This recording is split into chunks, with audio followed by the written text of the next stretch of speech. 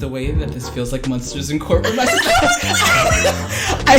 You're kidding me right now. I was like, 7. Yeah. 6. I'm like, I said Monsters Incorporated. I skipped Monsters. Is it Monsters Inc.?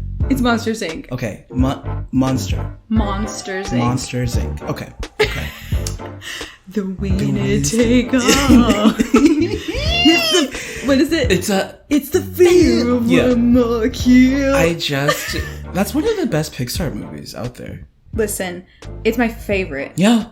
And I know it's... But the right song? I know it's a little controversial. It is? I really like Monsters University. Oh, yeah, well... And, like, it's because I'm a sucker for a good backstory. Sure. That's why. You know what? I'll make you this promise. I'll go home and rewatch it tonight and I'll tell you how I think about it. Are you serious? That's serious. That's Pinky on it right now, baby. That's sickening. Pinky that's on it right now. sickeningly sweet. Great. Well, hi. Welcome. I'm your dad who knows entirely way too much about Stevie Nicks. Kian. That was my attempt at Katya. I love it. And I am you. You said that I tricked you because I didn't look like my Polaroid picture, Jill Jones. Oh my god, that was perfect. You like it? That was perfect. Wow. Thank you. Damn, you got me, dude. Literally, you got me. There's really no greater thrill for me than like making somebody laugh. And when I make you laugh, your face just like lights up and it makes me so happy. I genuinely was not expecting that. Like that got my ass. Thank you for that. Dang. You're welcome. Well, here we are, dude. 3. Episode 3. We're already 3 years old. Just kidding. Third time's a charm. Third time's a charm, kids. But we're so happy to... Wait, do you know that character? Do you know Judy Grimes? Kristen Wiig's Judy Grimes from SNL? Oh my god. Right? Yes. Okay, good. I was making sure. Sorry, we said just kidding, and I was like, please tell me she knows who Judy Grimes is. If you don't know who that is, go Google it. Kristen Wiig is one of our great comedians. Iconic. Kian and I had a little adventure over the weekend where we were painting together, and we basically just... Pretty much just like, I talked about Bridesmaids, and then next thing you know...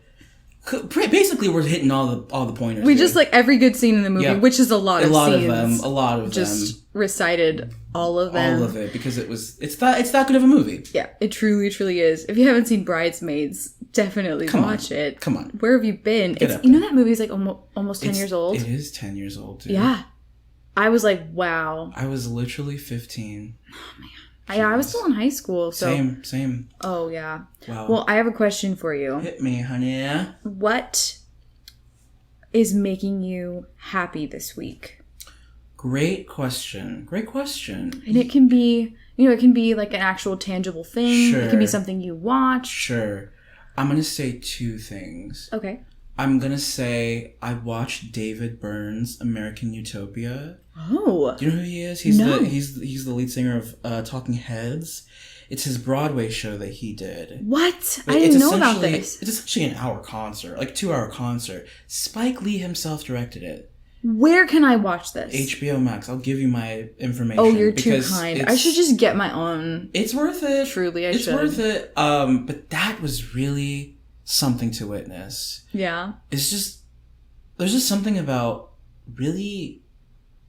Like, like Broadway is just so, like, it's sort of the same. Like, people want they want the spectacle, they want the entertainment, they want the, like, wow. I believe that the saying goes, same soup, just reheated. Correct. And, I feel like David Byrne said, new soup with a little bit of spice. Oh, it's like broccoli cheddar? Honey, it's like that good soup from... In a bread bowl? Yes. What's that good soup from, Olive Garden? Oh, it has like sausage in it, and it's like it's white, it's creamy. Oh, I don't know. I usually get the if I go to Olive Garden. I haven't been to Olive Garden in centuries. They've got like this gnocchi soup. I like chicken and dumplings, and that's the closest thing they have to it. Okay. Anyways, it's good soup. Yeah. In this show, David Byrne's American Utopia was... I can't wait to watch this. So good. Okay, that's the first thing. First thing. Second thing is gonna be just rediscover vinyls. Because there's something about a vinyl that doesn't allow you to skip, and you have to sit there and listen to the whole album. But there's times where because of like Spotify or like iPods, we skip because we're like, oh, whatever. Yeah. That there's something about working, like doing your whatever, wherever you are, and putting on an entire vinyl and just letting it play. Oh, it's magical. It really is. It is. And it really forces you to kind of pay attention. It does. And, like slow down and take in this art the way that the artist intended. Honey. I love that. So yeah, what about you? What's making me happy this week? It's gotta be the fact that I watched Promising Young Woman. Oh my God. And if you haven't seen Promising Young Woman, it was on sale for Prime Day. I'm sorry. Listen, CEO entrepreneur, born in 1964, Jeffrey Bezos. Yeah. We don't stand Prime Day, but listen, no. A deal's a deal. And I feel like I didn't really contribute to like waste or anything. I rented a movie. You watched a movie. It's okay. I watched it. It was not what I thought it was going to be. That's for sure. Oh, yeah. I wasn't expecting it, but boy, did it have an impact on me. Yep. And this was something that I didn't notice until later. I was like, wow, these actors, like, okay, there's Bo Burnham, and oh my gosh, that's Mick Lovin, and oh my gosh, that's Adam Brody. Yeah. Well, all of these actors who are either comedic actors or like lovable actors, the girl from Community. Yep. Alison Brie. Yeah. All of these actors are meant to make you feel safe. Yep. They're cast in a very, very specific way to give you a false sense of security because every single person in that movie is an asshole. Can I just... Oh my... I'm so tempted. Like, some of my favorite podcasts, when they talk about things, they go, okay, at this moment, go ahead and fast forward to, like, this thing. Oh, yeah. Because I don't want to talk about the ending, because there, like, what you're saying, there's a specific actor who shows up who it immediately, at least for me, I was going, wait. I was in, like, what? But then that person showed up, and I was like, oh. And then later on, I went, oh, wow. Emerald Fennell, you got me, girl. Wait, who are you talking about? Do we spoil this right now? Yeah. Okay, listen, now. Fast forward, literally from this moment on. Until 10 minutes and 19 seconds. Okay. If you don't want this movie spoiled. Here we go. 1, 2, 3. So, Cassie gets suffocated, right? Yes. You're going, is she dead? What the hell's going on? What's going on? Schmidt shows up. Yeah. And it becomes like a New Girl episode. From New Girl. And you're like, yeah. And I was like, I started laughing because I was like, what the hell is he doing here? But at the same time, it's like, and there's a dead woman. Yeah. And as the audience, you're like, excuse me? But you're like, you're laughing because you're uncomfortable because you're like, oh, ha, the typical like, dude, it's just a crazy bachelorette weekend. Oh my God. And then they burn her and you're like, oh, she's actually dead. She's dead. And you know what? Another like Easter egg for me in the movie was I love Alfred Molina. Oh. Like, I don't know why, but I just really love Alfred Molina. Same. He's in Rango. He is. And I was he's Doc Ock. I was like, is that Alfred Molina's voice? Yep. And Dillon was like, how did you know that? Yep. She casts someone who is typically portrayed as the villain. Yep. And he's the only person in that movie where she actually is like, oh my God, he feels bad. Yep. He's eating himself up because of he knows that what he did was wrong. Yep. I mean, I just want to give Emerald Fennell, wherever you are, girl, just so much applause. I mean, she won the Oscar for Best Screenplay. The Oscars are cowards because that movie, truly. To me, I think that movies that win the Oscar are films that are defining. They change. It's something that is. It's changing genre, or it's I don't know. It's something that is like nobody else could have done that. Yeah, this is groundbreaking, and to me, I know it may be a little bit out there, but I think that movie is completely just like wow. Well, I mean, like to make a movie about how we like as a society talk about sexual assault. Yes, how we don't believe people. How we tend to favor the perpetrator. Yep.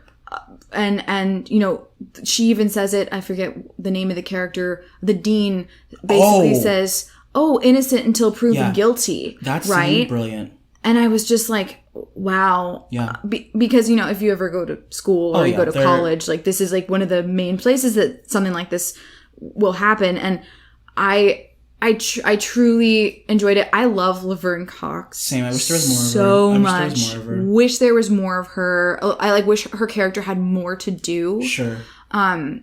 But yeah, overall, loved it. Definitely watch it if you haven't. It is R-rated. Yes. So, and please know that, like, I mean, without saying, there are some trigger warnings in there. So, like, you know, if you just take it with a deep breath, but know that it's worth watching. Yeah, and I think the reason it's making me happy is because, seeing a movie that moved me like that, it's been a little while since I saw a movie like that. Sure. I mean, that's not 100% true because Bo Burnham's Inside moved me quite a bit, but also the fact that it's a female director was really nice and very refreshing, and you could tell that this movie was like crafted by they did it in 27 days. 27 days. Wow.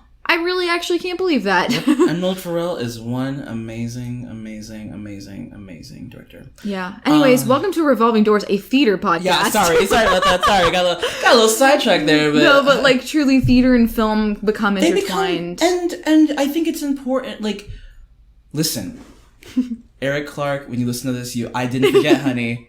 Like Beyonce said, you know you that bitch when you cause all that conversation. Art should cause conversation. Yeah. So. Good art should spark a conversation that maybe wouldn't have been sparked without it. Yeah. Anyways, speaking of theater. Yeah. We have another one. Another one. We have another listener question from our amazing friend Cassandra. Now, I want to say something real quickly. Oh, please. Cassandra, we love you, but I think we should be honest about the fact that she's married to Ryan Reynolds, and you know, let's just be real. Her name is Blake Lively, actually. Cassandra's a phone name. You know, I'm sorry, this is so stupid. Sorry, she's gonna laugh. She's gonna be like, these idiots. Anyways, yes, our good friend Cassandra sent us a listener question. Yeah, she a queen, a goddess. I made that joke because her name. She is married to a lovely human being named Ryan Reynolds. So I made that joke to be like, haha, she's really surprised. LOL. But she's like gorgeous. She's gorgeous. So kind. So talented. The talent. Go follow her on TikTok, Cassandra May. YouTube. They have a YouTube. It's Saturday Morning Adventures, right? Is that what it is? Saturday Morning Adventures. Follow them. Give them love. Because they are truly some of the sweetest people like that I've ever had the pleasure to know. Their wedding went off. And as well, if you like traveling, that's where they're all about the national parks. They're all about the traveling. Yeah. And I like look up to them for that. It's so cool. Traveling hood, or what is it? I messed up. Never mind. They got 2 cats. 2 kitties! We probably shouldn't spoil her whole life on this podcast. Oh yeah, probably not. Sorry. Anyways, Cassandra asks, what are your favorite classic play, favorite new play, and favorite musical? Now, I will be honest with you. We got this question. She texted us this when the second episode came out. And the fact that I still only have 2 answers. Yeah? It's the classic that's getting me. The classic is also getting me as well. It's the classic. I think I have it, but I don't know if it's... Well, you go first, and we can talk through it, because I do think it's interesting for, like, you know, our taste in theater, what we actually like is important. And I'm probably one of the most indecisive people ever. I cannot make a decision. I don't really have a favorite of anything, so this is hard. For me, I can talk about favorites. Ooh, okay, then you go first. Sure. So I thought about it, right? And I'm going to say that I look at classic like anything that was like considered... I think I look at classic as anything that's kind of...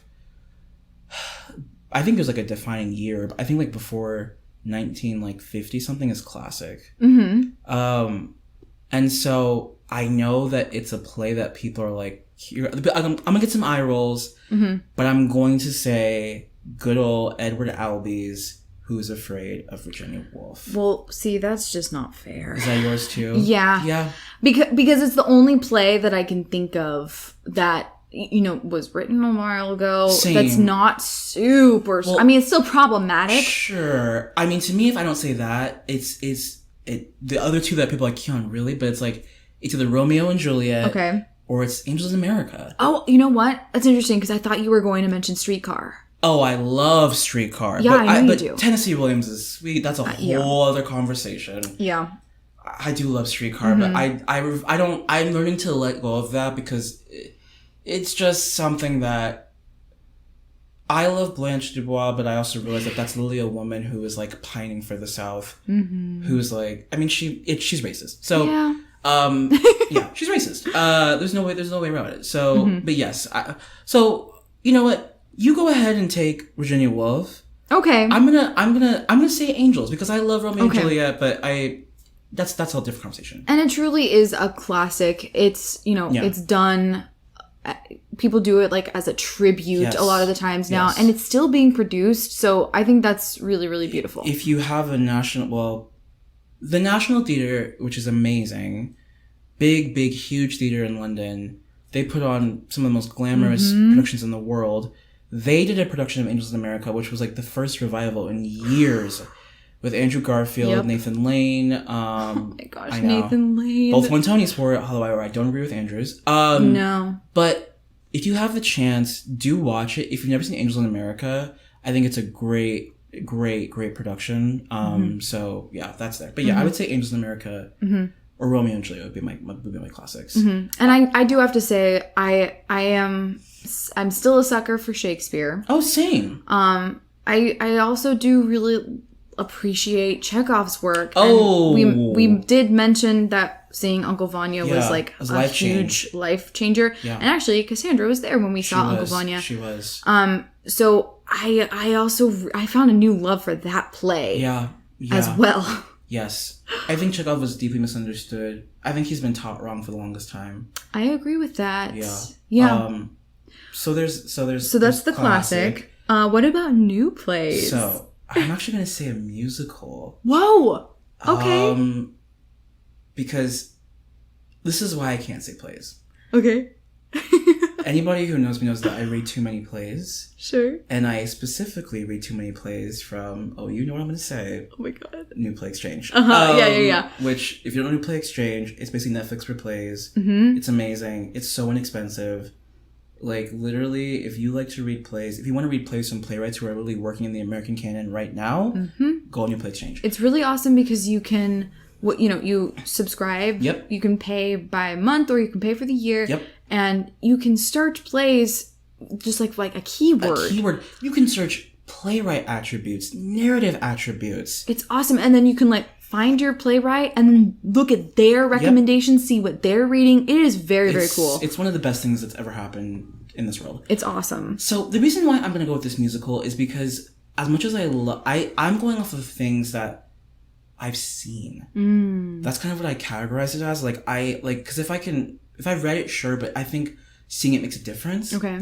So for me, I'm going to say my favorite new thing new piece of theater that I enjoy as my favorite is Lizard Boy. Oh my gosh! Because you've actually seen that. I saw that. Oh, the music in that show is awesome. I was really fortunate to see that on the closing afternoon.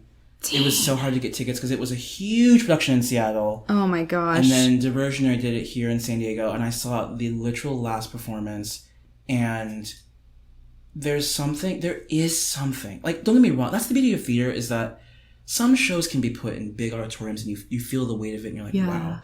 And then shows like Lizard Boy, where it's in the small, compacted space, and they're doing so much, both vocally and the direction. Brandon Ivey, who's a director who I love, his direction of that musical, brilliant. Justin, wow. I'm gonna say his last name wrong. I feel terrible, but I think it's Huertas. Okay. Brilliant, wow. So amazing. For me, that's my favorite new thing. What's yours? That's awesome. Well, I mean, now that you said a new-ish musical, I mean, all right, I'm just gonna talk about it because it was a big moment. Yeah. It was a big moment for me. I know what you're gonna say. I know you know what I'm gonna say. Okay, all right. So in 2018, I went to Edinburgh. Let's go. For my study abroad. And it was awesome because we were there during the Fringe Festival. Yes. And the Fringe Festival happens in August every summer in Edinburgh. Yeah. It is the creative city. That's what it's called. Yeah. And literally hundreds of artists flock to the city to put on their shows. Yeah. And, you know, the group that I was with, we had chosen some plays and, you know, we were going to go with our big group and then like some of us were going to go off on our own and see some. And we were like we were on a crowded street and I saw a poster that looked like the exact same poster that we had at Signet for The Last Wife. Okay, wow. It was purple. Yeah. And the text was like this metallic.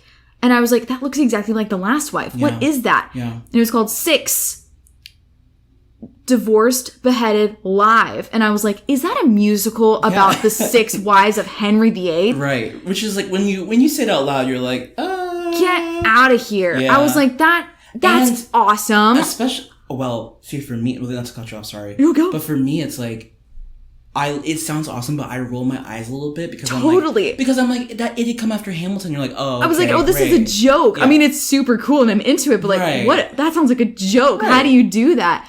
So, some of the Fringe shows that we were going to like see were like $6, like very, very cheap, like super cheap. Ooh, that's cheap. Pounds, sorry, £6. Oh, that's right. Like super, super cheap, which is, you know, that's awesome. Yeah. Well, this one was 15. Okay, so she's pricey. So I was having some trouble like getting, you know, people to go with me. Sure. I was able to get a couple girls together and, you know, we were going to go and I was actually late. I like showed up late. Like we got there right to sit down. Wow. And it was at this big blimp. It was like in a tent. It was like set up all like so cool. Super like gritty. There's like concrete on the ground. Right.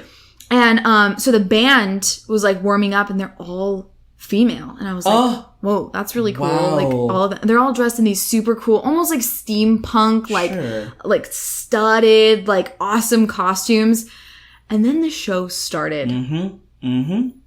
And I'm sure, you know, by now a lot of people have listened to Six and have listened to like the cast recording. Baby, I was there. I was there. I heard those vocals live.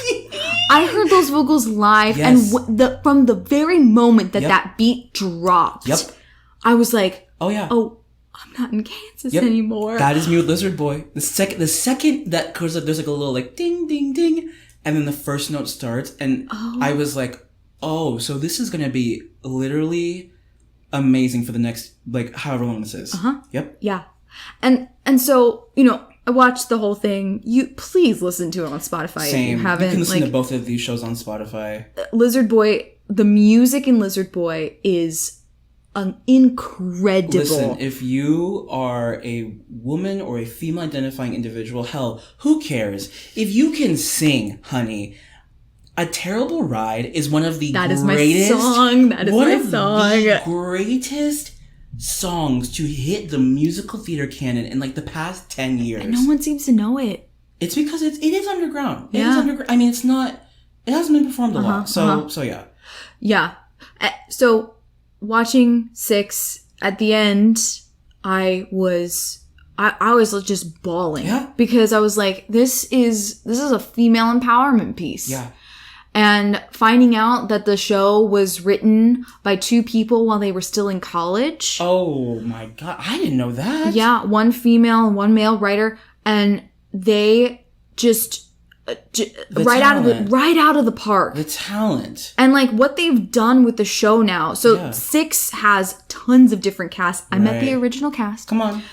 Me too, same. I did meet the OGs. I met them. I have my signed playbill. I'm that gay. They were so sweet. Like they came out of the little tent after the show and they like met everybody. There was like older people sitting in the very front. They were like twerking on them like for the very last like number. Oh, it was awesome. Okay, good. It was amazing. Great, like it was great. Everybody was having a wonderful time. Beautiful. It was consensual. Okay, good. And then I was like, people need to know about this. And figuring like, and I watched it grow. So like I watched people like start to like know what it was. Sure. And that was really, really cool because this deserves it. Yeah. And then they did this awesome thing where they kind of like marketed the show, and now it tours on cruise ships. Yep. It's in Australia. It's on Broadway. It's on Broadway. It's in the West End. Yep. They took this show Yep. and they can do it literally anywhere because all you need is the 6 queens. Yep. And like the live band was amazing as well. You can have the live band there. It was just incredible. And you know, there's some stuff about it that I don't like. Sure. The setup for it, for them to actually sing the songs, is a little hokey and like not super great, and I would definitely change that part of it. Okay. But the costumes, Gorgeous. they're so cool. Oh yeah. Like I wish I could have grown up like a little kid. I was just gonna say, like, watching this. That was like that. The best thing about Lizard Boy is that, like, it is such a love letter to like being a young queer person and like loving superheroes. But like realizing that like the only superhero in this world is yourself. Mm-hmm. Like you have to be an advocate for yourself. Yeah. Yeah. Oh. Yeah. So that's my favorite new. Sure. And I know it's not a play. I do just want to give like an honorable mention because we just got done like kind of working on a new play. Sharon by Keiko Green. I'm kind of obsessed with that play now. Me too. I really want to see it done. Same. There's a lot of plays that I could talk about. Like, like I said, New Play Exchange. Please, like, if you live in a town where there's theater, new play development is such a difficult thing, and getting new plays to be produced is such a difficult thing, and it takes a lot of faith to have people take a chance on a new thing that's never been done. So, like, even though you may not know it, if you are able to go support somebody's new work, even if it may not be your favorite, you should go support it. Definitely. Yeah. That's where the magic happens. And you're so right. Like, a lot of people want to see a season and see a lineup where they know every show. I'm interested in the opposite. Same. I love to see, like, I don't know that show. I don't know this show. That's so exciting because now I get to, like... It's expanding your knowledge. Yeah, I get to experience something new. How freaking cool is that? Yeah. So Cassandra... Oh, we'll still want more. We'll still want more. Oops, okay. Oops. Favorite musical. Easy peasy, lemon squeezy. Hedwig and the Angry Inch. Nice! Easy. Love it.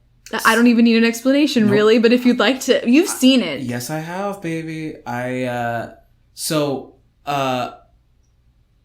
the movie in middle school. Was like, what is this? I'm a little confused. Who was in the movie? So, the OG creator... John Cameron Mitchell was in the movie, directed the movie. Beautiful. Was the original Hedwig on Off-Broadway. Wow. Then, 2014, they revive it on Broadway. Neil Patrick Harris is starring. That's right. He's getting his training from Willem, which is, like, amazing. Wins the Tony. It wins all these awards. And then you go on to have... You know what? I'm going to do this real quickly. So you go on to have Andrew Rannells, Darren Criss, Michael C. Hall. That's Michael C. Hall as Hedwig. C. Hall. Honey, listen, I know Broadway bootlegs are not a good thing, but baby, if you can go on YouTube and watch Michael C. Hall as Hedwig, you will be thanking me. Oh my God. And then John Cameron Mitchell himself reprised the role on Broadway. Wow. Hurt his knee. Oh my gosh. And was like doing it on it, but still, like, I mean, amazing, eminent close when Taye Diggs, the very first Black Hedwig, ever happened. Then went on tour, and Lena Hall, who was playing Yitzhak, who was the other character in the play, went on to be, like, this, I think, the second female to play Hedwig. Oh, that's so cool. Oh my gosh. And then, I saw it, and it came to San Diego. I originally was, like, in the back. Wow. Went with my good friend, Amy Oliverio. Hi, Amy. And I was, like, noticing that no one was getting up close, and I said, you know what, Amy? We're going to the front. Going to the front and watched it, cried, weep, love it. Hedwig is my everything. So that's mine. I love it. That's mine. Oh my God. So mine was a little bit harder to decide on just because there's so, like, there's a lot that I really love. I could have talked about a lot of different musicals, but yeah. Yeah, but I think the one, like, that I love the most is The Wild Party. Oh, yeah. Prohibition. Every song is an absolute now hold on, banger. Which Which version are you? Andrew Lippa. All right, there we go. Yeah. There we go. So the story behind that is 2 people wrote The Wild Party. You got Toni Collette. You got Idina Menzel. I'm kidding. Sorry. God. I actually don't remember the name of the other writer. I just know Toni and Idina. But there was a disagreement, and they split up, and they wrote the show, 2 separate shows, both called The Wild Party. And Andrew Lippa's is just undeniably the better one. We can't talk about it on the pod, but remind me when we stop recording to bring up The Wild Party. Cool. Okay, I will. I really want to. Sorry, listeners. Sorry about that. But yeah, every single song is an absolute bop, and it's just it's everything that I like about musicals. Sure. Because I will say I'm not a theatrical musical lover. Sure, okay. I can appreciate some. Yeah. And I know I just said that I love Six. I like Six because it breaks down the form of your typical musical. We love breaking form. I really like that. I like Lizard Boy because it also does a similar thing. Sure does. I really like Next to Normal because that surprise winner. That is not your typical average musical. Sure. I appreciate The Wild Party because I think it is like a really theatrical musical piece. Yeah. But it gets down to the nitty gritty, and that second to last song. Preach on it. Oh my gosh! Testify. Let's go. I like sing every part in the car. Oh, good. Listen, I believe that if your favorite musical, like if you can't just like literally start singing it. Yeah. Like, without thinking about it, do you love it? It's not your favorite musical. Yeah. So, Wild Party's I love it. We're having a wild, wild party. Yeah, I love it. So that's to answer your question, Cassander. And I know that was a long-winded answer, but I do feel like it's important for everybody to know what our favorites are. It's how you get to know us, for those people who hopefully are listening who don't know us very well. Yeah, for sure. So we're actually going to take a little break, and then when we come back from the break, we're going to talk about Keon's first theatrical experience after the Pandorama. So here's a word from our sponsors.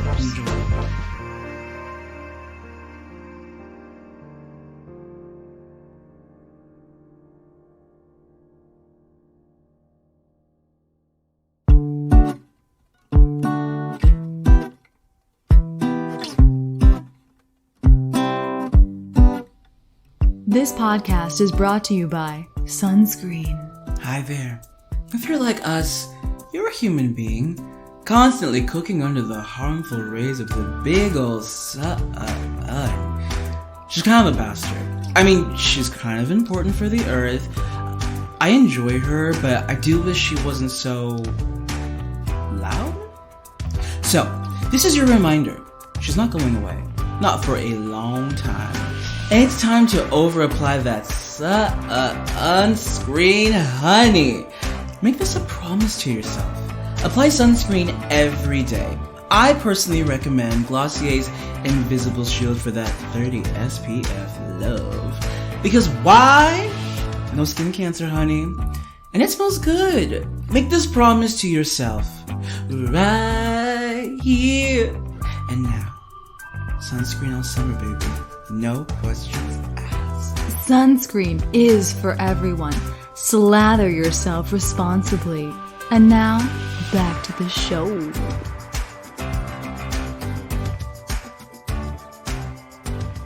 Was that a burp? Girl? You just waved. Because there was a fly. Oh, there was a fly? Yes. No. There's a little buzzy bastard up in this room. Buzzy bastard, that's what they called me in high school. Oh. They just called me loser. Just kidding. You know what's interesting? Huh? I think I was too stupid to know that I was being bullied like in middle school. Oh, not me, honey. Like I was just an idiot and I had no idea. These mofos must have smelled me and just attacked me like some poor gopher out in the woods. They sniffed you out, did they? Ripped my lungs out real quick, I tell you. Oh no! I'm just so sad to be. I can't anymore. Ian, I have a question for you. Tell me. How was your first theatrical experience? Oh. After, well, I guess not after the Pandora, because it's not really completely but it's been a while. Never really over. Okay. Let me make sure I have a timer so I don't talk too long. Great. I'll make sure I can do trust math. me. Yeah. I'll stop you. I can do math. Okay. You do. Oh, Helen knows the owner. So I was sitting here exactly whenever we recorded this. What was that? 2 weeks ago. Mm-hmm. And I knew that the Globe was doing, the old Globe here in Balboa Park, San Diego, was doing outdoor live concerts with some of their leading ladies. Wham, bam, thank you, ma'am. Suffrage City. One of the best Bowie songs. But, that's a drinking game. How many times I say, So, I get on Instagram after we record, and I was like, because Soleil Pfeiffer, who I love, and she's been in a lot of things, but specifically here in San Diego, she was in Almost Famous the Musical. She was the iconic Penny Lane. Was the first one up. Iconic behavior, really. Yes. Listen, let me just say this overall about Soleil Pfeiffer. Okay. I am a believer that there is effortless, iconic behavior, honey. Mm-hmm. Where it's like, when she sings, sometimes it's like, she's so good that you're like, oh, you could just like wake up in the morning and just the heavens would cry because it's so beautiful. So just pure raw talent. With a capital T, underline it, circle it, Sharpie it, put it in glitter, frame it, put it up on your house. And when I want it over the mantle, honey. I want it over the mantle. But so I found out she was doing it and I was panicking because it was the next week, and I was like, well, do I have the days off? Like, am I going to be busy? Like, and then I looked at the prices and I was like, oh, $56. I was like, I watched this boy sweat dripping down his brow. Oh my God. Searching for these tickets. I wanted to go so bad because I thought to myself, here's a chance to see her like be in her element. Like, of course I saw her perform, and just so everybody knows, so Soleil Pfeiffer I'm going to tell you right now, is going to be a big thing in the next 10 years. She's got that name. Well, the name Soleil, and that's spelled Solea. Gorgeous name, Soleil Pfeiffer, like Michelle Pfeiffer. Gorgeous woman, gorgeous. Not that but like I said, talent like crazy. Anyways, I discovered her because me and my friends were supposed to go to the Hollywood Bowl when we did West Side Story, and she was Maria. And I wasn't able to go, but my friend Snapchatted me and I was like, that voice is heaven. So then Almost Famous comes to town and I find out she's in it and I'm like, well, I gotta go. Saw it. Amazing. Met Cameron Crowe. Life-changing. Don't you have a photo with him? I do have a photo with him. I have a photo with Cameron Crowe in the lead of Almost Famous the Musical. It was a wonderful night. Alex Newberry, if you're listening, thanks, bud. Anyways, so huge, amazing, just wonderful. She was Eliza in Hamilton. I forget which tour, but I think the first national tour, she was Eliza. Okay. And was Evita. Wow. Was in this amazing musical called Gun and Powder by Angelica Sherry. And we did have a moment, Soleil, if you listen to this, it was me who cheered. I know Gun and Powder. Anyways, so I'm sweating. I'm like, I'm not going to go. And then I find a $27 seat, second row. And I was like, purchased, no thought. So in the cart. Card, swiped. Swipe the card. On the card. Put it on the card. And so I go by myself because I'm like, I don't have anybody that really knows. Take yourself on a date? Right. And so... Hell yeah. It was weird to be back. Really? Weird. I go to like movies and stuff by myself, but I don't see theater by myself. Now, forgive me, but I have to be honest. Okay. Honky Town. Honky Central, honey. He went to Honky Town. I said he went on down to Honky Town. I mean, child, when I tell you that there was probably, including myself, like maybe 15 people of color, that's pushing it too. Okay. Not many young people either, which bummed me out. Please, theaters, make theater more accessible for the young folks out there. And because we want to see it. Put that on a t-shirt. Thank you. That. So I get there, right? And like, my mask is on. I go to the box office. They're all masked up. ask them how they're doing, how they're feeling. They're like, kind of excited to be back, but, we're excited to be here. A little tired. It's Sunday. It was on Sunday at 8 o'clock. Thank you for being kind to Yes. your box office staff. Thank you. They're doing their best. Treat them very nicely, please. They take care of your tickets, and you want those good seats, so be nice. They get those butts in those seats. Yes, honey. There I go again. Drink. Now, the ushers didn't have masks on. Oh. Ushers were just... and when I tell you, like... I think there's I don't know. There is this weird sense that people think the pandemic is over. And so, like, upon arriving, it was just, like, hug central. There was actually... I do this weird thing where I write down a play a day. And, there was... So I was sitting on the benches in front of the Globe. And there was this woman there who just clearly knew everybody. I mean, every time someone walked up, she'd be like, "Oh my God, Lois! Oh my God, Jane! Oh my God, Barry and Margaret! Oh my God, oh my God!" And she'd be like, blah, blah, blah, blah, blah. Oh, and Ethel. I've had this party and that party. Oh, come get your drink and come say hi to my mom. She's 95. And I kept being like, "Woman, let these people live. Nobody came here to see you. Damn. Like, nobody came to see you. Lady, they came to see Soleil, not they came you. to see Soleil Slay, not to see you come over here talk about your damn Santa Barbara party for the 18th time." I must have heard that conversation so many times. I ended up getting off the bench and going somewhere else. Because she was, like, standing right in front of me. And I was like, wow. Could you not go anywhere else? So I have my mask on. But, like, people are at the benches. They're talking. They're eating. They're reuniting, hugging, kissing, all this stuff. Masks off. Masks off. Future said, masks off. And he was right. If you know that song, listen to it. Great song. Is that Future? Shit, I don't know. Drink. I'll look it up. So, anyways. Before you went in, you did have to put your mask back on. Okay. Now, something I saw that I don't know if I'm allowed to talk about this, so Globe, please don't kill me, is I went to get I Love the Globe Hot Cocoa. I was right, yes. I love Globe Hot Cocoa. Theaters, anywhere in San Diego, I'm sorry, nobody can compete with the Globe Hot Cocoa. It was freezing cold, so I got one. Mind you, I that recipe, man. I underdressed, honey. I only brought like a light jacket because I was like, it's summertime, it's hot. Honey, Mama was shivering. Like that coastal air really got to you, huh? Girl, I was chittering. I said, "You were in a cold pocket." Yes, I was. Drink. So before I went to get hot cocoa, I noticed a sign in the back that said our staff is 100% vaccinated, and I was like, "How interesting." How interesting, because I think that is important to say. Yeah. But let's get to the important part. This is what I came here to talk about. This is why we're here. It's okay. I didn't think I would, like, there's something about seeing somebody that you just are, like, so amazed by. Yeah. Walk out and like, be in front of you at a proximity that we're at pretty much. And then they start doing, like, what they're good at, which is, like, she comes out. She looks stunning. She's wearing this beautiful shirt that's like, "To my back people, I love you." I was like, girl, go off. And immediately is like, just starts singing. It's like, "Thank you so much for being here." And when I tell you, I know that anybody in that park who was there heard the angel sing. Heard her sing. She is, I will not lie, like, almost famous. Like, her songs were really beautiful, and she did sing her song from that show, which was Morocco. Okay. But it doesn't quite... It's a beautiful song, and it shows how, like, good she... Like, how beautiful she is, right?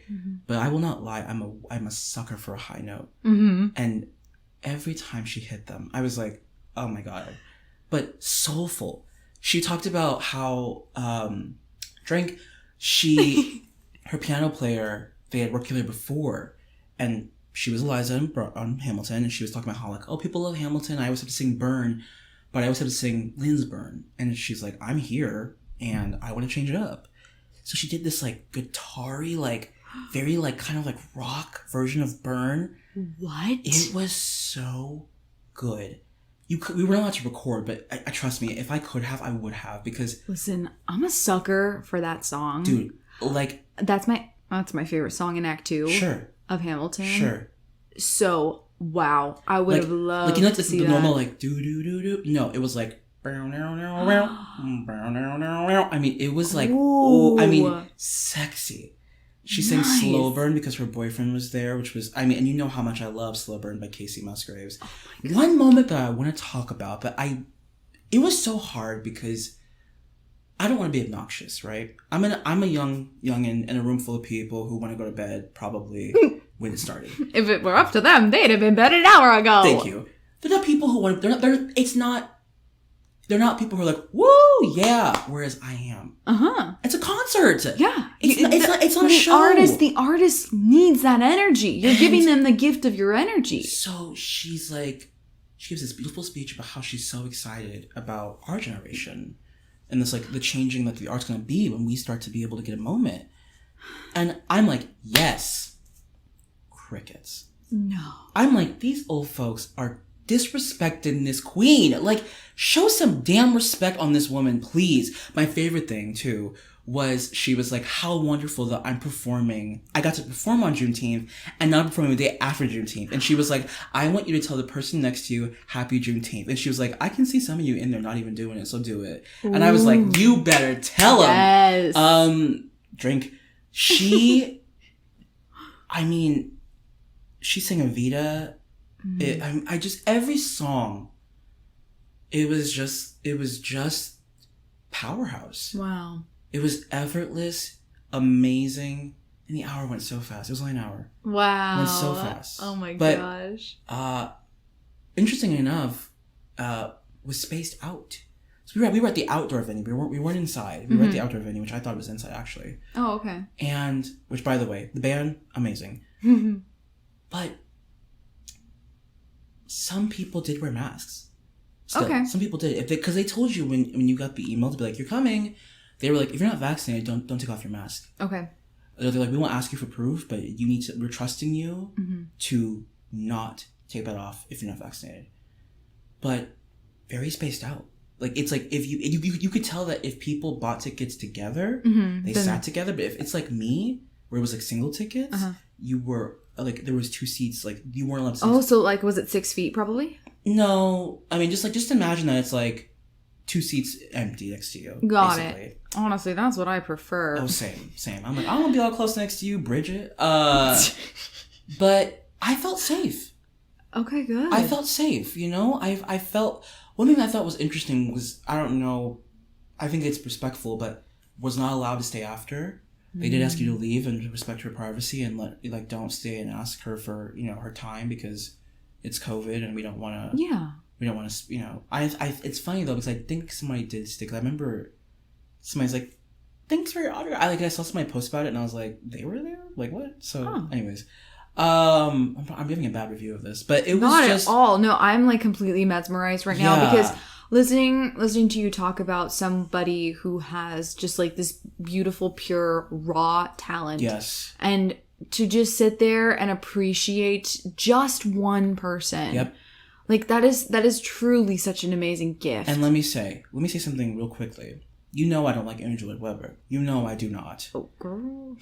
Mama, Madonna, Patty, sorry to this man. If I could have a recording of her singing Evita, I'd be like, and you can go watch her sing one song from Evita on YouTube, on Broadway.com. Okay. But she sang Rainbow High, which is probably the best song on the show. Mm-hmm. And I was just like, oh, great. And I felt so stupid because she was like, if you know this song, I want you to sing it with me. I don't care how bad you sound. And these old people, they're not going to do it. No. But I felt so stupid because I was like, do I know this song? And then like midway through, I was like, oh, it's Evita. I hate Andrew Lloyd Webber. But I was like, your voice, though, is what I'm focusing on. And it sounds spectacular. Wow. So, yeah, she sang Billie Eilish. It was, shout out to the Globe, honestly. Yeah, for like giving her the platform to be able to perform. It was her first solo show. We took a picture with her. Wow. Like, she was like, can I take a picture of the audience? We were like, hell yeah, because it was her first solo show. That's so cool. She sang a beautiful, for her, because it was Father's Day and her dad was there. Oh, okay. I just got goosebumps. I can't deal with that. And I weep because she sang My Sharia more to him. And girl, I cried. I mean, it was just a beautiful evening of being back. And it was so beautiful because, yeah, it's like her parents were there. Her boyfriend was there. She was so proud to be doing her first solo show. She was doing it on the weekend of Juneteenth, which is a huge thing. I mean, like, you could see a woman who already has made such momentous, like, growth in her career, but I personally believe, like, is only destined for greatness and is going to become, like, the next Cynthia Erivo. A spectacular evening. Mm-hmm. 10 out of 10. So thanks, Old Globe. Thanks, Old Globe. Wow. Yeah, thank you. And also, like, the fact that you said that you felt safe is really, really cool. And for anybody out there, if you like Carmen Cusack, who was in Bright Star, she's going to be doing it this weekend. Oh, wait. Oops. Well, the podcast won't be out by the time she performs. Sorry, kids. You missed out. You missed out, kids. But July 9th to 11th, the amazing, which I probably will go back for if it's not sold out, Eden Espinosa will be performing. Okay. Honey, if it's not sold out, you can see my black booty there. So, drink.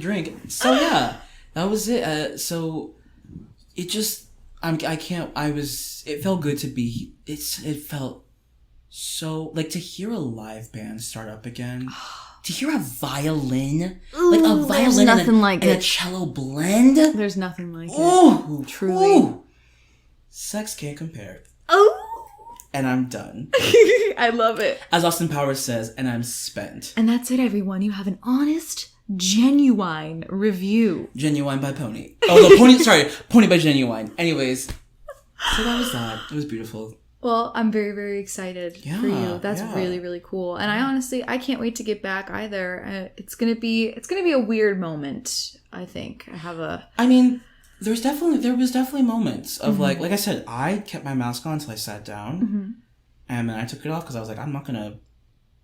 I don't know. It was because it was cold. My glasses were fogging up, and I was like, I want to be able to also not think about the. Yeah, you're vaccinated. I am. You're outside. You're not right next to someone who you don't know. Right, and the people in front of me were spaced out, so I wasn't like.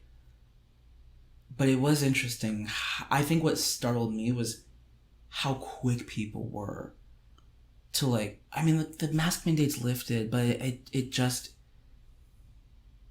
no thought. Yeah. I guess it's just the excitement of being back, but it's like immediate hug kiss. So. Yeah. Humans are kind of like obsessed with their absolutes. It's like all or nothing, I feel like sometimes. Agreed. And it was just interesting because people got so upset when they were like, can you just put your mask back on for 10 seconds? And it was like, I've been sitting out here for an hour. Like, I don't have to do that. And it's like, baby, you're at the mercy of someone else's business. If they're asking you to do something, just do it. Yeah. Just do it. Just do it and take it off as soon as you get inside. And just get over yourself. Yeah. So. Well, I'm very, very excited for you. Thanks. And I can't wait to go and see a show with you again. Yes. Hopefully very soon. And speaking of shows, segues are weird. Aren't those like bikes or something? I don't know. I never got to like ride on one as a tourist. I think tourists and mall cops use them. That's what it is. It's like are they like Paul Blart Mall Cop where it's like yeah. Okay, yeah. That's that. Ugh, hate that movie. Sorry. Yeah. You don't remember that joke Bo Burnham has? Segways are weird. Anyways. Oh, yeah! Yeah. Man, fake fan. Okay. So shows. Well, I just wanted to kind of go through, because we have some exciting news, kids. Hey, kids. Some theaters are starting to announce their new season. Hey, something that we can't afford still. Hey, someday. So, we've got North Coast Rep's new season. Lambs. Let's hold. Oh, okay. We're holding right there? No. I keep going. We've got Lambs new season, La Jolla Playhouse's new season, and then we've got some stuff at the Globe. And I do just want to mention that if you would like to hear more about San Diego theaters, please go back and listen to episode 2, The Gentle They's Guide to San Diego Theaters. San Diego, or as I like to call it, the whale's vagina. That can't possibly be correct. Miss Corningstone. You look like a blueberry. Me and Veronica Corningstone just had sex and I love her. Was that loud? You kind of screamed it. I love Anchorman. This is that movie. Oh, man. You know what my mom really loves that moment where Ron Burgundy says, go fuck yourself, San Oh, yeah. Diego. Oh, yeah. And then he's like, Ron, I gotta fire you. And he goes, I gotta fire you. Bing, bing, bong. My mom laughs so hard. I think it just may be Will Ferrell's best role. Yeah. He looks good with the mustache. He does. He really does. I had an Anchorman 2 poster on my room for the longest time. Why don't you go back to your home on Horror Island? Okay. So, shall we go through these shows, Kiki? Mm-hmm. Let's start with North Coast Rep. They are the most north out of this list so far. So, honey, I can taste the no seasoning on that chicken. Is it COVID? Because there ain't no taste, honey. Oh, Lord. I didn't even wait. I'm sorry. I didn't even wait. You didn't. I didn't even wait. Girl, I know. I don't even have to look at the menu to know I'm not getting anything worth my time. Oh my god. What's wrong with me? Okay, I'm sorry. You're crying. Oh my god. I can't even. Okay, we at least gotta taste the chicken first. Girl, sometimes you show up somewhere and you're like, oh, okay, well, I should just get a glass of water and slice of bread and hope that they have good butter, and I'm gonna just sit down and pray that I can't wait to get McDonald's later.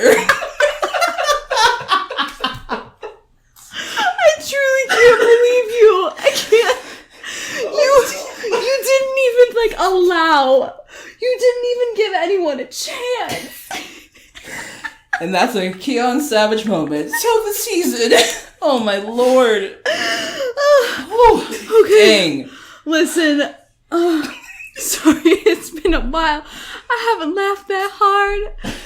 Oh my god. I'm sweating. I'm crying. Oh I mean, gosh. If you... I'm trying to be a professional. I'm not, sorry. They ain't never gonna hire me. Listen, I'm gonna just sit. Never mind. Let's keep going. Let's keep going. Oh my lord. Wait till you see the show poster. I'll have my thoughts afterwards. All right.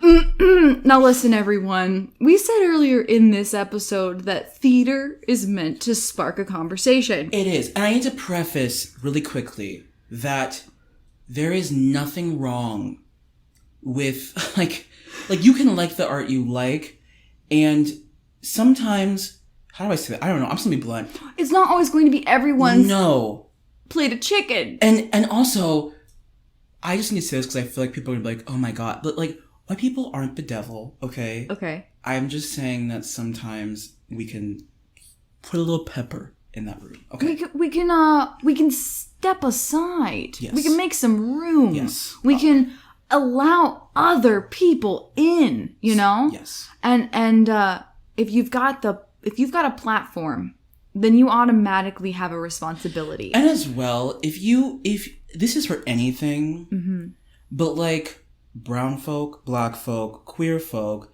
people of color, women are not meant to be like posters for your savior, like for your savior story. And as well, like, remember that these people have to deal with your patronage. And so if your patronage is treating them like crap, then work on it. Anyways. And that is something that we've addressed a little bit. Yes. But I think one of the reasons that North Coast Reps season stands out to us a little bit is because it just seems a little deaf to the times. And here's the thing. You can do a season of all white people and have the material be something worthwhile, darling. So. Well, I'm going to show you the lineup. Here we go. And I'm sure you've seen this first poster. So they're kicking it off in October with Ben Butler by Richard Strand. With a Confederate flag on the poster. There's a Confederate flag on this poster. And listen, I'm going to be honest with you. I don't know what the show is about. It looks like it could be about the Civil War, maybe. But, darling, a Confederate flag in 2021, mother, be better. There could have been other choices. Yeah. There could have been other choices. Are you googling what the show is about? I'm just googling the playwright, and he is indeed a white man. What is this play about, though? That's my question. Well, let's see. I'm gonna learn more. I'm just curious about this one. All the other ones, I'm like, we don't have to talk about. It's a Southern California premiere. Sure. Directed by David Ellenstein. Part comedy, part history, inspired by real life figures. General Benjamin Butler is faced with an impossible moral dilemma. Follow the letter of the law or make a game-changing move that could alter the course of U.S. history. It's a battle of wit and wordplay as the characters spar with each other on respect, equality, and civil rights. I mean, go off. Like, yes, history is important, but listen, it could be good. All right, we don't know. I'm sorry, but don't use the Confederate flag. The poster's a little jarring. I was right about the Civil War, though. So yeah. Okay. Next up is Desperate Measures. Come on, Shakespeare with a cowboy hat. Yeah, Shakespeare with a cowboy hat. This is a witty, wild musical comedy. Takes Shakespeare's measure for measure and shakes it up. See? A rollicking romantic musical that manages to address law and order, justice and hypocrisy set in the Wild West. Fully loaded with laughs and toe-tapping music. Settle up and see why critics and audiences have branded Desperate Measures a grade A musical. Buy tickets now. All right. Okay. I haven't heard of that, so that's... I mean, definitely, good. I always say if you're gonna do Shakespeare, reinvent it, I guess. So, Yep, that is something that I guess that applies. So. Next up, The Homecoming. Oh, by Harold Pinter? Yeah. Okay. Do you know this show? I do. Oh, I don't know the show. Do you know anything about it? That show's intense, man. Often regarded as Nobel laureate Harold Pinter's most enduring play, this masterwork of family warfare is set in an all-male household, oh boy, that relies on fantasy and one-upmanship for its very existence. I gotta be honest with you, that is shocking to know they're doing that play. That play is, if I remember that play correctly, child, it's got some stuff in that play. It says suitable for mature audiences only. Well, because I'm pretty sure that, there's some prostitution that goes on in that play that gets a little ugly. Okay. I mean, you put one woman in a room of rich men, so we don't like that picture. Okay. Next up is Forbidden Broadway's Greatest Hits. Written and created by Gerard Alessandrini. Okay, go off. Experience Broadway's greatest hits in this hilarious, loving, and endlessly entertaining tribute to some of theater's most cherished stars and songwriters. The show parodies Broadway musicals, including Chicago, Phantom Fiddler. And you've lost me. Okay. Yeah, it's parodies, so... I mean, parodies are cute, but it's just not for me. I get that. Next is going to be The Outgoing Tide. Would you like to see the poster for this one? Hit me. Oh, boy. Now, let me just say something really quickly. Okay, yeah. I heard a thought that someone said that liberalism is killing theater, right? Oh. This idea that we're getting too, everything has to be, social justice and boom. No, baby. Is this in the same vein of, the left is going to eat itself? Kind of. Okay. And I'm going, darling, once again, there are people who will eat this up. Yeah. However, you're catering to the same people. That's theater is this thing that is always being catered to one group. Expand. Yeah. Mama. Yeah. Open the damn door for some other hoes to say, ooh, I could see this. Baby. I can see myself in this art. It's that's how you get people to show up. Yeah, exactly. And, that's and how. Listen, but you know what though? I say both, all tea, all shade. Lambs and North Coast Rep are for certain groups of people, and they will go, and I hope they have a great time, but you will not see me there. Okay. And that's fair, Yeah. And so this show is a West Coast premiere, The Outgoing Tide. That's exciting. Another male playwright. Fiercely... That's the thing, too. Oh. Where's the women? Where's the women? Don't get me started. Fiercely proud and battling the torments of an aging mind and an uncertain future, one man devises a plan, but his family has other ideas. Okay. Deftly moving between present and past, playwright Bruce Graham weaves a highly relatable story sprinkled with surprising humor and powerful emotions. Well, maybe I'd watch that one. Yeah, I don't know. That one might maybe, I don't know. It sounds like The Father. And then I feel like, I don't know if I'm going crazy, but I really do feel like the North Coast Rep has some kind of Sherlock Holmes play every season. Oh, Lord. The Remarkable Mr. Holmes is the last show of their season. Once again, you're appealing to people who have a lot of money, who are coming to the shop and mall and are going, oh, let's get our pizza, and let's get our salad, and then, oh, why don't we go over to the North Coast Rep and watch something that could be on the damn History Channel? London, 1890s. A string of baffling crimes challenges the world's most notorious detective, Sherlock Holmes, and his new assistant. Not only do they sleuth and scrutinize, but they also sing! Oh, honey, you're really losing me. You're really losing me. Can we go on Lambs? Yes, we can, because that's the end of their season. So, well, like I said, listen, if any of those things sound good to you, I want to point out that I'm not judging you. I know I sound like a real judgmental a-hole right now. If you love that, once again, good for you. By Olivia Rodrigo. But I think don't be afraid to, the same way that I could go and probably watch a show and learn something too about that, the same way I encourage you to maybe go to the Rep or Signet. Okay. And that's fair. I mean, I find it, I learn a lot from people, and I think I've told you about this before, like my dad. My dad's not like a live theater lover. Sure. And that's okay. That's fine. And he like is, he knows that about himself. Sure. And when he goes to watch a movie, he's very honest about the fact that he doesn't want to watch anything sad. He doesn't want to watch anything that's going to make him think. Yeah. He doesn't want to watch anything. Some people want entertainment. Terrible. They he just wants to be entertained. Yep. And you know why? Because my dad has seen some shit. Yes. My dad has lived some harsh realities. Some people need this, and good for them. Yeah. Good for them. And that's okay. And we're open to it, but we grew up in a time where we were seeing a lot of the same stuff. Oh my god. And the pattern has just gone on and on and on. All right. So now we go to Lambs Players Theater, which, just to remind you, is up in Coronado Island. Oh yeah. And beautiful spot. I am just trying to look up. I have a link to a what is it called? A Union Tribune article here about their new season. Sure.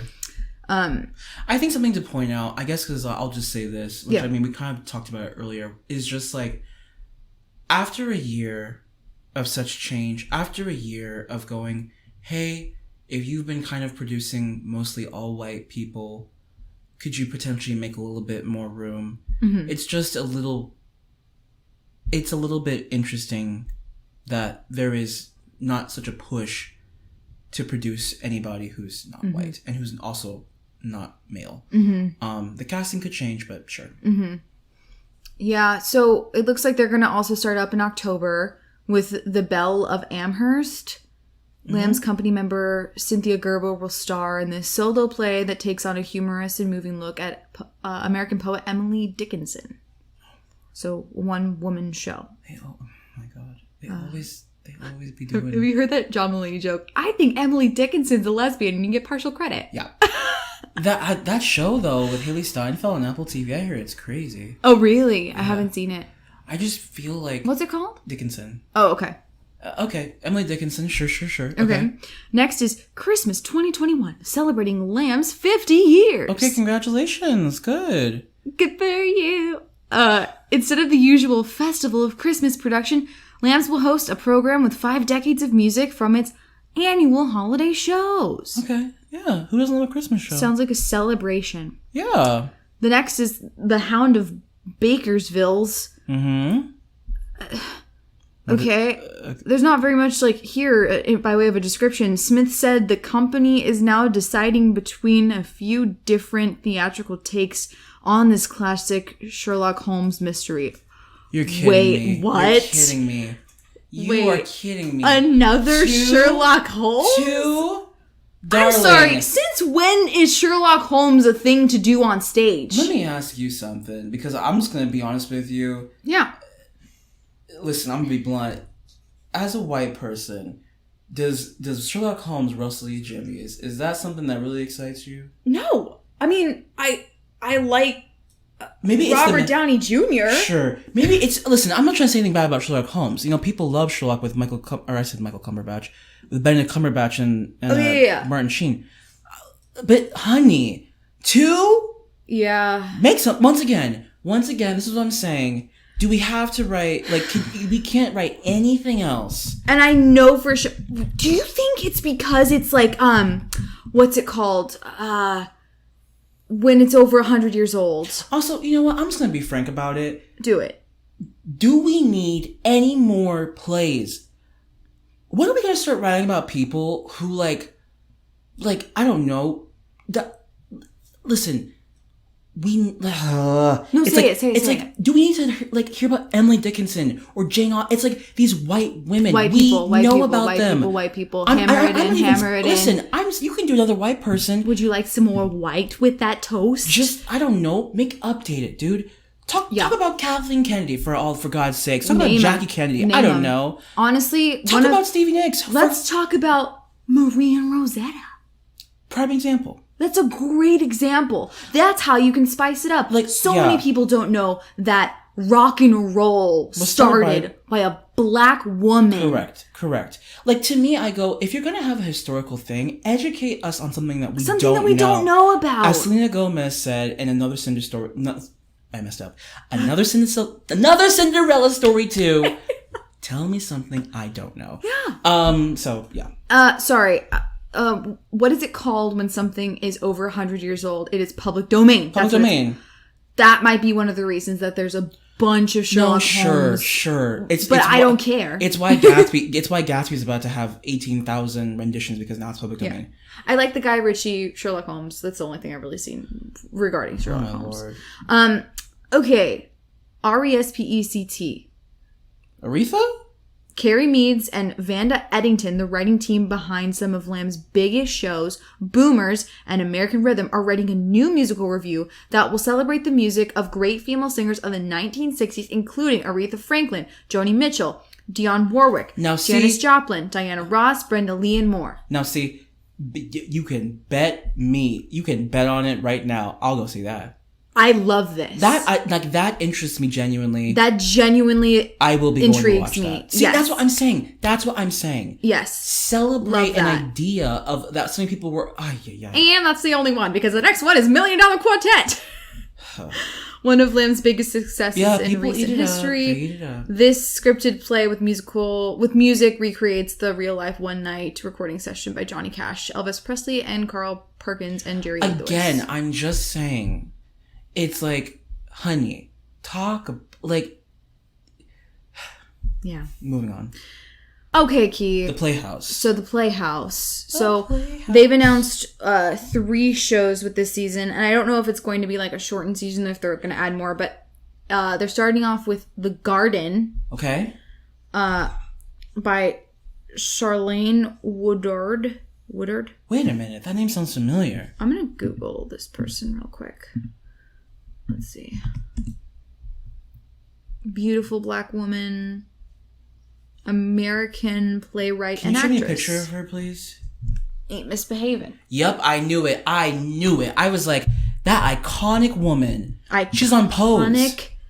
Oh my god. She wrote it? Yeah. Oh, I have to see this. This moving world premiere play explores the complex relationship between 2 alpha women. Honey, I'm there. Sign me up. I'm there. And with one sentence, you have gooped me and scooped me, and I am in those seats. You can scoop me up and scoop them right down my chimney. That's a lyric from Mariah Carey's "Oh Santa." Oh my god. That's how I feel right now. I'm so excited. Just knowing that she wrote that. I'm so excited. If you don't know who we're talking about, if you watch Pose, she is Damien's dance teacher. Iconic. Name another legend. You couldn't do it. Okay, great. Next is To the Yellow House, which was a part of their previous season. So they've carried it over into this season by Kimberly. Okay. A meditation on love, art, and not being popular. Oh. This is Vincent Van Gogh. Okay. Vincent Van Gogh. Now, I won't lie, I'm not like crazy about it, but it could be really funny. Mm-hmm. And I was gonna say something that's kind of stupid. What? I just think that the only thing he's famous for is cutting off his ear. Well, that, but I also am like, you could cast a really handsome actor in that role. Oh, well, perhaps. So even if it's bad, hopefully he's pretty. And then the last one is Bangin' It, which was also a part of their last season that they announced. It was going to be the last show in that season. This is a world premiere musical directed by Amy Anders Corcoran. And who wrote it? Book by Mike Liu and Rihanna Liu Mirza. That's, what's it about again? Music and lyrics by Sam Wilmot. I gotta be honest with you, I sadly don't know any of these names. But... Yeah, me neither. Let me see if I can get a little bit more info about the show itself. Sure. Because this one... Now, with all of these shows, I think it's important to note that, as mentioned, I believe in the last episode 2, probably both episodes, I believe, that, y'all, if you really want to see these shows, just do your best to, like, keep up on comps, or if you're a student, just look at their pricings, because, it's just a good way to try and go see things. And I will not lie, the Playhouse is very expensive. It's very expensive. Yeah. But they've got, like, some seats if you buy early enough, or at least they used to. I don't know how it's going to be, like, post or after the pandemic. But they used to do pretty good priced seats kind of towards the back. And honestly, you don't need to be in the front for a lot of these shows. No. So Bangin' It, winner of the Richard Rogers Award. Bangin' It is an exhilarating new musical that celebrates the traditions we inherit from yesterday and those we create for tomorrow. When a young woman, finds her identity cannot be defined by checking a box, she sets off on a quest to dance to her own beat. Drawing from competitive, I'm going to pronounce this wrong, and I'm sorry, I don't know enough about this, and I can't wait to learn, Bhangra, and mixing it with other Indian and Western dance forms alike. Bangin' It is a brash, intoxicating, and joyous musical for America today. And let me just say something really quickly. Yeah. Do you see all of those choices? Mm-hmm. Do you see all of those choices that are exposing and like introducing people to all types of like interesting, new, unheard of stories? And it's not out there trying to be like, look, making a point. It's just like, look at these exciting things that are new. Look at that.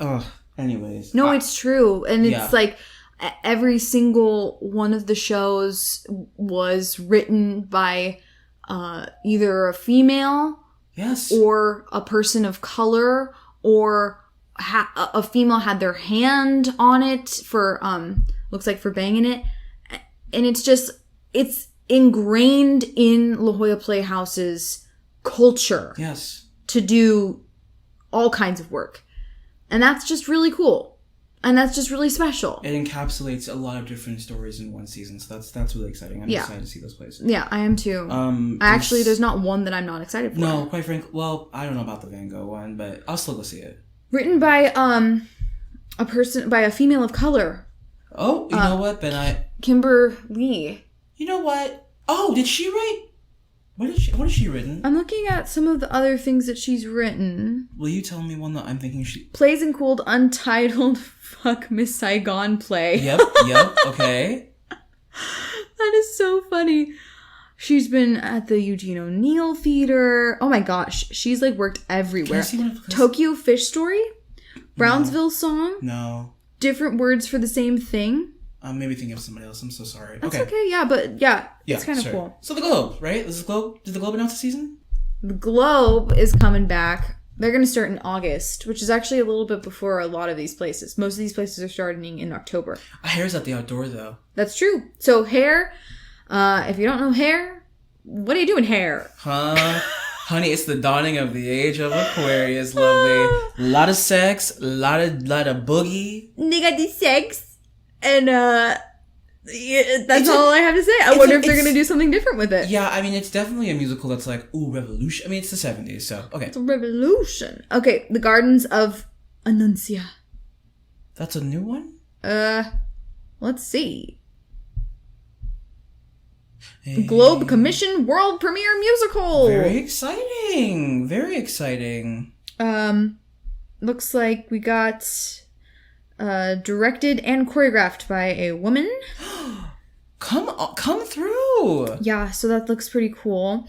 A Globe Commission World Premiere Musical by the 5-time Tony Award nominee Michael John LaTruiza.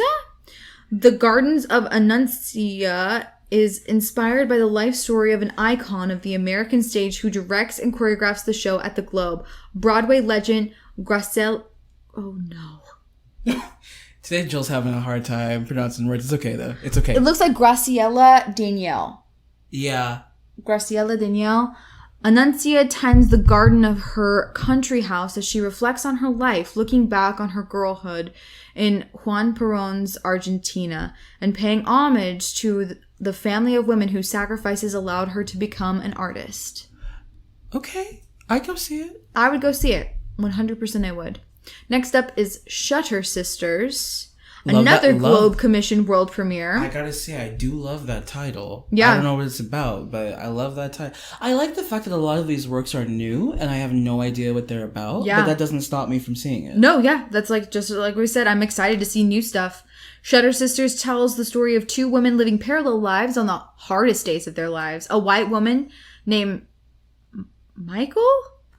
I swear to God, it's spelled Michael. Okay. Attends her adopted mother's funeral, while a black woman named Michael...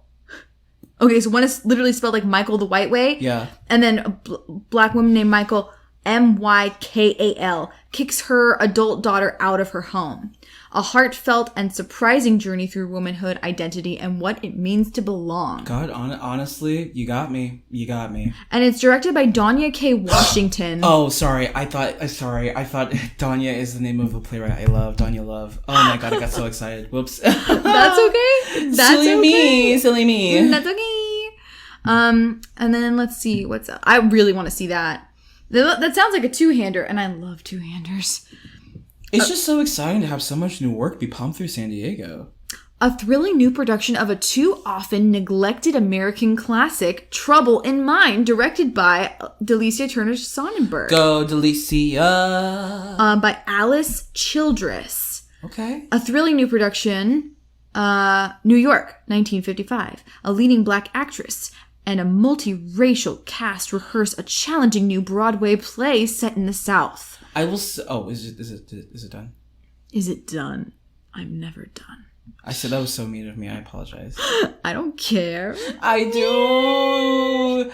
For those people who don't know, Delicia Turner Sonnenberg is one of the most prestigious directors in San Diego. She was one of the founders of Moxie Theater, which we talked about in episode 2. She was the artistic director for many years, but now has stepped down. But directs all over town.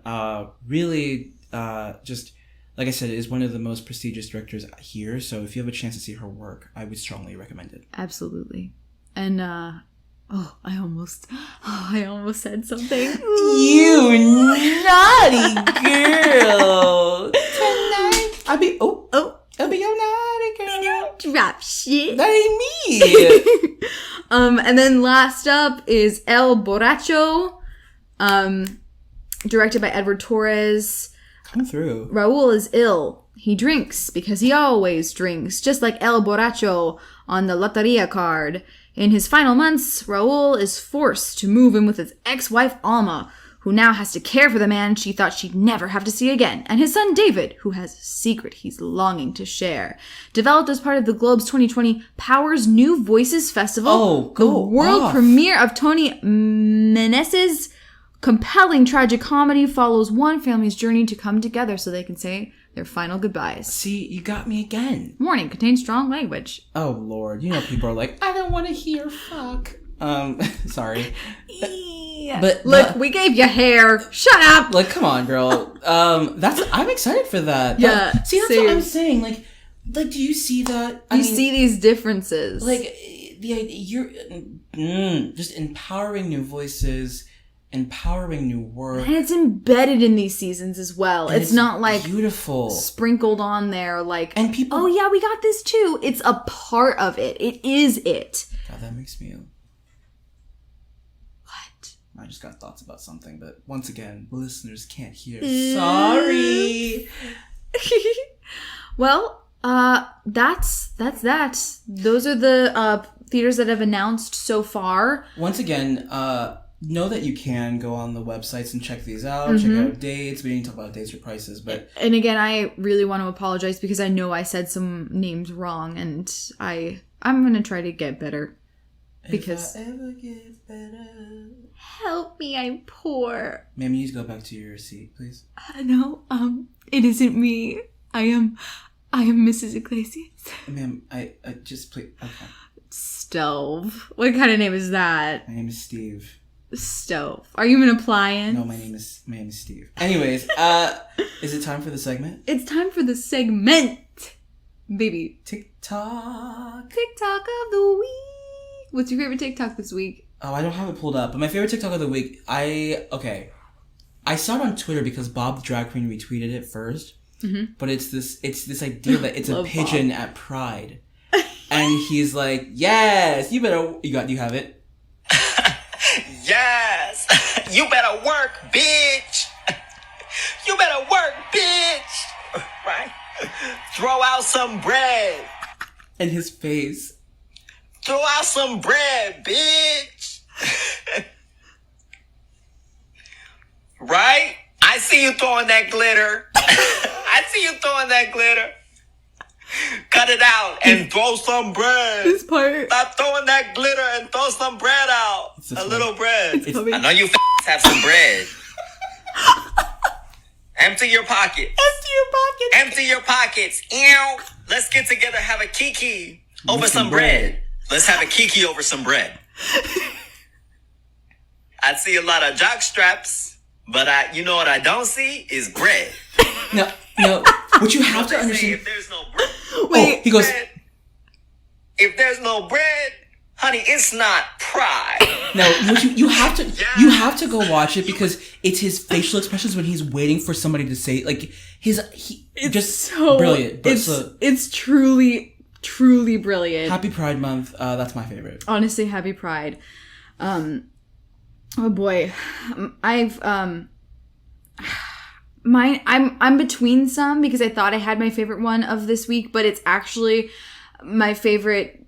Okay, listen, you have to see it. You really have to see it. So both of these TikToks are things that you do have to watch them. You do really need to watch them. This one is at Adrian Bliss, and one of my favorite things about him is he looks at the camera every 3 seconds, and that for some reason is just comedic timing at its finest. I don't know what it is about him. He's hilarious to me. He's playing Jesus. It comedy.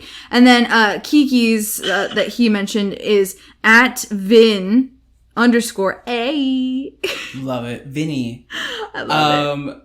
And that's going to do it for us this week. If you have any listener questions that you would like to ask, if you have any topics you'd like for us to cover that have to do with theater. Yeah, we know that haunted theaters are... It's Oh my gosh, we got so many people asking for a haunted theaters episode. We'll definitely work on that one. And listen, when I tell you, I am so excited about that episode. I'm going to cry. Me too. I can't, but I do really want to do a lot of research because I want it to be good. Same. So it might take a little while. I might make you wait for it. Be patient, but it'll come. All right, Kiki. I love you. I love you. As always, you can follow us at Patrick Theater Co. on Instagram. We will have a Revolving Doors Instagram soon, so do stay tuned for that. Yeah. And then we just are so thankful. So we'll see you later. Honestly, goodbye. Goodbye. Goodbye. Goodbye. Goodbye. Goodbye.